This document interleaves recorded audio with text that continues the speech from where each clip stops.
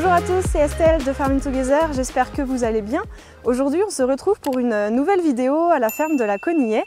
Nous allons récolter la parcelle d'orge qui est ici juste à côté de moi, mais d'une manière plutôt inhabituelle puisque nous allons faucher, endéner puis récolter par la suite avec une machine plutôt atypique, mais vous allez en savoir plus dans cette vidéo. Je suis contente de vous préparer cette vidéo puisque c'est l'ETA Provolery qui vient nous faire cette prestation. C'est l'entreprise où j'ai fait mes saisons avant d'arriver ici. Allez, c'est parti!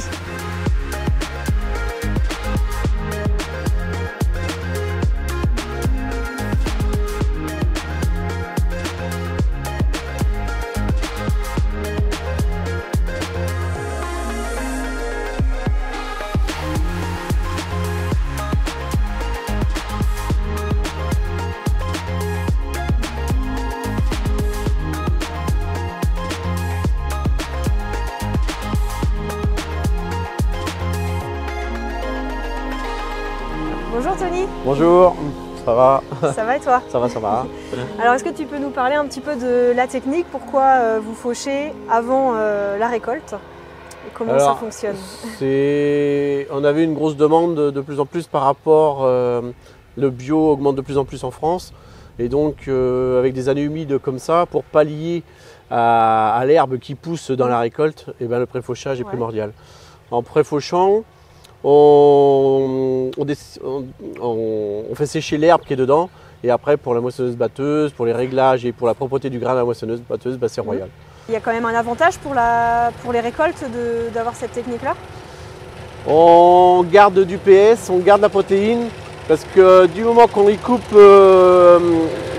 coupe la plante, après même s'il y a les abiotiques derrière, si ça mouille, si ça ressèche, si ça mouille, ça ressèche, la plante, le grain, lui, après ne dépérit plus.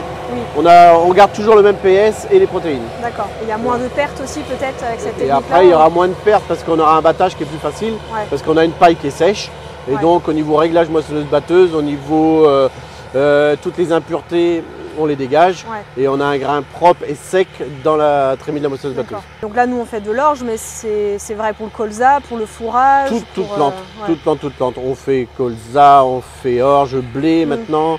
Les blés durs, on sait que ça marche très bien pour la méthanisation. Ça marche très bien. Voilà, des techniques nouvelles, mais qui marchent très bien. Là, tu te rends compte que même l'acide humide, mais on est sur du pâteux dur. Donc là, on a un stade qui est bon, qui est très bon d'ailleurs.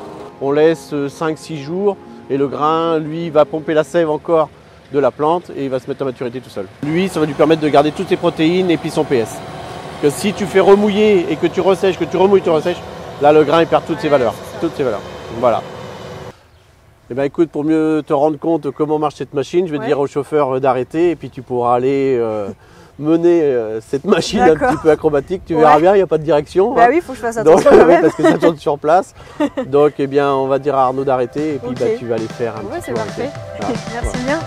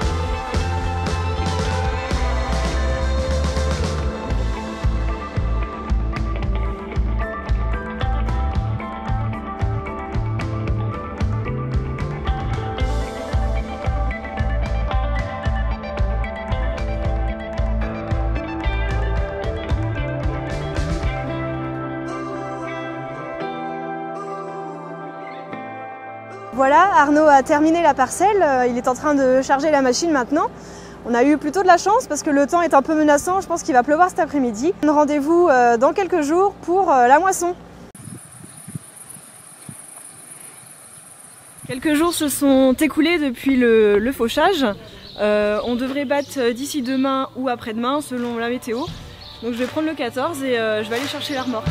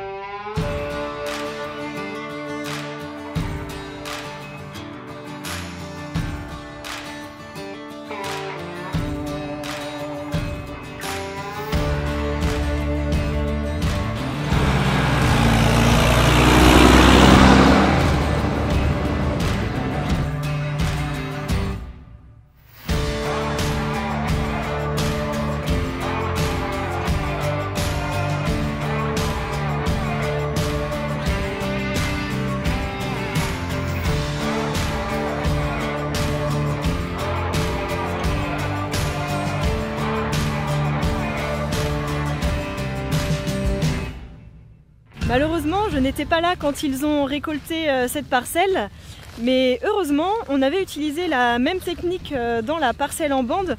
Si vous vous souvenez, on avait semé du triticale, donc on l'a donc fauché et endainé, et pour le coup, je suis arrivée à temps pour la récolte.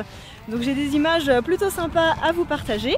En tout cas, j'espère que cette vidéo vous aura plu. Dites-moi en commentaire si vous aviez déjà vu ce genre de machine tourner dans les campagnes et puis de quel secteur vous êtes. En attendant, je vous donne rendez-vous samedi prochain pour une nouvelle vidéo. Et au passage, n'oubliez pas de vous abonner à la chaîne pour nous soutenir dans ce super projet.